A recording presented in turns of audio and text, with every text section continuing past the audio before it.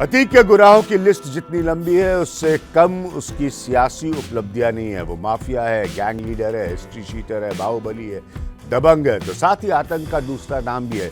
लेकिन इन सब के बावजूद 5 बार विधायक और 1 बार उस फूलपुर सीट से सांसद रहा है जहां से पहले प्रधानमंत्री देश के पंडित जवाहरलाल नेहरू भी सांसद रहते थे। डर और आतंक दबंगई के बावजूद अतीक के खिलाफ 100 से ज्यादा आपराधिक मुकदमे दर्ज हैं, लेकिन ज्यादातर मामलों में सिस्टम उसके इशारे पर कुछ इस तरह नाचता रहा कि उसे सजा ही नहीं हो पाई।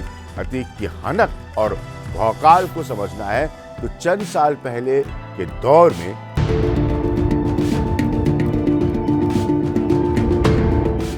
ये बात जून 1988 की है। प्रयागराज को तब इलाहाबाद कहा जाता था। पुराने शहर की चौक कोतवाली थाने में तब नवरंग सिंह नए कोतवाल बनकर आए थे।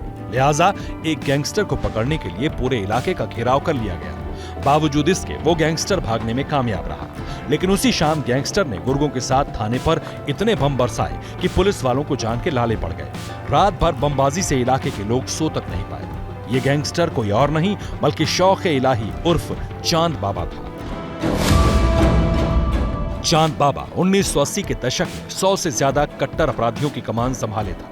पूरे शहर से चांद बाबा रंगदारी वसूलता था। चांद बाबा अपने विरोधियों पर देसी बम फेंकने के लिए कुख्यात था। अतीक अहमद भी चांद बाबा के गिरोह में ही था। अतीक की उम्र तब 20-22 बरस की रही होगी, लिहाजा खुद का गैंग बनाने के ख्वाब परवान चढ़ने लगे। पुलिस और नेता दोनों ही अतीक को शहते रहे थे, क्योंकि दोनों ही चांद बाबा के खौफ को खत्म करना चाहते थे। इसी कवायद का नतीजा था अतीक का उभार, जो आगे चलकर चांद बाबा से ज्यादा पुलिस के लिए खतरनाक हो गया।